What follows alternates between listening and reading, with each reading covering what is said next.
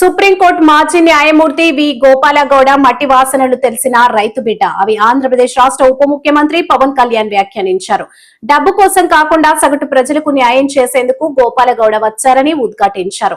తన వృత్తి జీవితాన్ని కార్మికులు కర్షకుల కోసం అంకితం చేశారని ప్రశంసించారు. పర్యావరణం ఇవన్నీ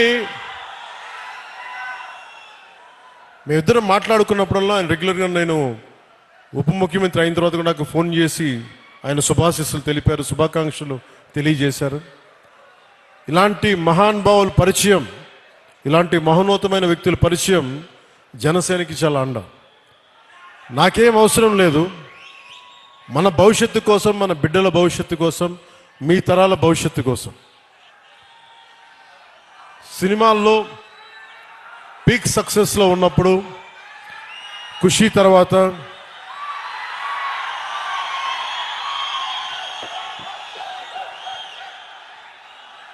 నేను ఒకటే ఆలోచించాను. సినిమాల్లో మాట్లాడటం ఒక విధానం అయితే 2-3 గంటలు ఎంటర్టైన్మెంట్ అయిపోద్ది, కానీ ఆ స్ఫూర్తి జీవితంలో తీసుకుంటే ఎలా ఉంటుందని 2000 ఆలోచిస్తే ఈరోజు కొద్దిగా ఫలితం చూస్తున్నాం. ఆ ఫలితం, ఆ థాట్ వెనక, ఆలోచన వెనక ముఖ్య ఉద్దేశం భారతదేశంలోని యువతకి, మన దక్షిణ భారతంలోని యువతకి మనం ఎంత నిలబడగలం, ఆ ఒక్క ఆలోచనే నన్ను రాజకీయాల్లోకి పట్టుకొచ్చింది. అలా రాజకీయాల్లోకి వచ్చినప్పుడు గోపాల్ గౌడ గారు లాంటి వ్యక్తులు నిరాశ నిస్పృహతో ఉన్నప్పుడు, ఓడిపోయినప్పుడు నా భుజం తట్టి నువ్వు బలంగా ఉండు, మంచి రోజులు వస్తాయని చెప్పిన బలమైన వ్యక్తి నాకు.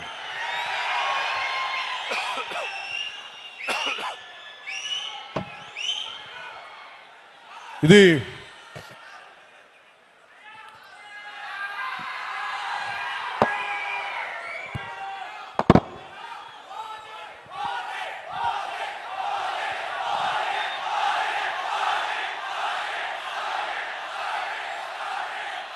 ఈ సందర్భంలో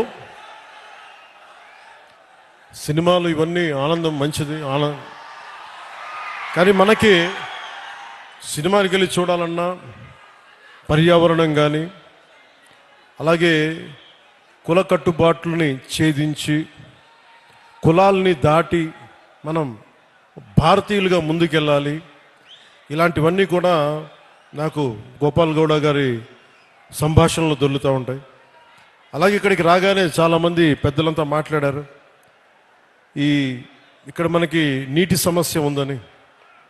పెన్నార్ మరియు పలార్ నదీ పరివాహక ప్రాంతం మీద 10,000 చదరపు కిలోమీటర్ల వరకు విస్తరించి ఉంది మన పూర్వపు కోలార్ ప్రాంతం.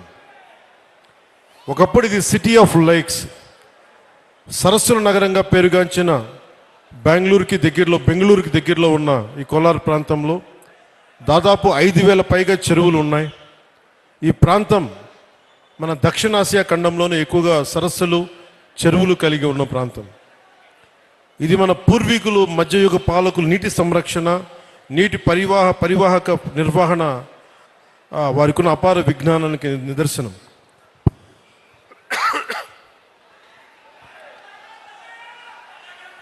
అలాగే ఇది మన జిల్లాలన్నీ కూడా ల్యాండ్ లాక్ రీజియన్స్ కాబట్టి నీటిని అందించడం మీద ఎలాంటి చర్యలు చేపట్టాలి అనేది చాలా బలంగా మాట్లాడారు అందరూ. దానికి సంబంధించిన ఇన్ఫర్మేషన్ కూడా ఇచ్చారు. అలాగే కోలార్, చిక్బళ్ళాపూర్ జిల్లాలు బెంగళూరుకు ఆహారాన్ని అందించే అక్షయ పాత్ర ఈ రోజున నీటి ఎద్దడితో ఇబ్బంది పడుతూ ఉన్నారు. దీనికి సంబంధించి సోదర భావంతో మీ సమస్యని పరిష్కరించడం కోసం ఒక ప్రయత్నం చేస్తారని మీకు తెలియజేసుకుంటా ఉన్నాను.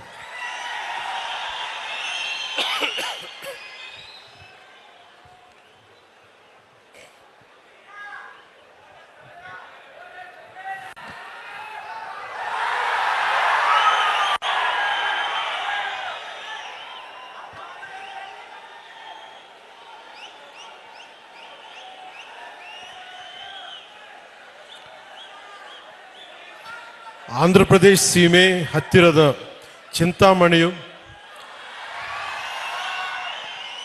ఇక్కడికి వస్తూ ఉంటే చింతామణిలో ప్రతి ఒక్కరు కూడా మన అభిమానులందరికీ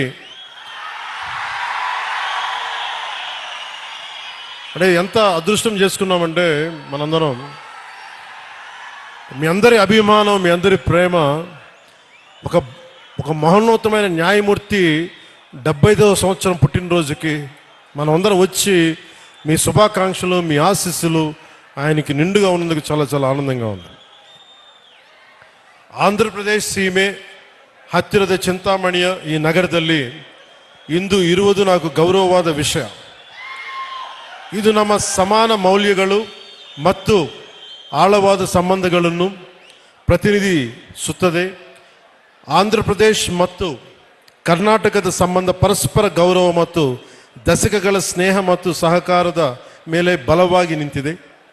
ಅನೇಕ ತೆಲುಗು ಕುಟುಂಬಗಳು ಕರ್ನಾಟಕದಲ್ಲಿ ನೆಲೆಸಿದ್ದಾರೆ ಹಾಗೂ ಇಲ್ಲಿನ ಸಾಮಾಜಿಕ ಮತ್ತು ಸಾಂಸ್ಕೃತಿಕ ನೆಲೆಯನ್ನು ಸಮೃದ್ಧಪಡಿಸಿದ್ದಾರೆ.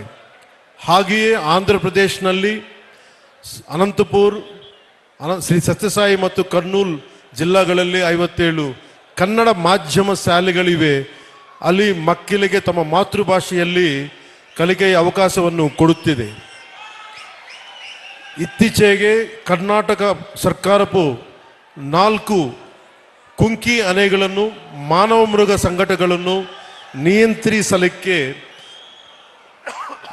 ಸಹಾಯ ಮಾಡಲು ಆಂಧ್ರಪ್ರದೇಶಗೆ ಕಳುಹಿಸಿತು. ಇದು ನಮ್ಮ 2 ರಾಜ್ಯಗಳನ್ನು ಒಂದುಗೂಡಿಸುವ ದಯ, ಸಹಕಾರ ಮತ್ತು ಐಕ್ಯತೆಯನ್ನು ತೋರಿಸುತ್ತದೆ. 5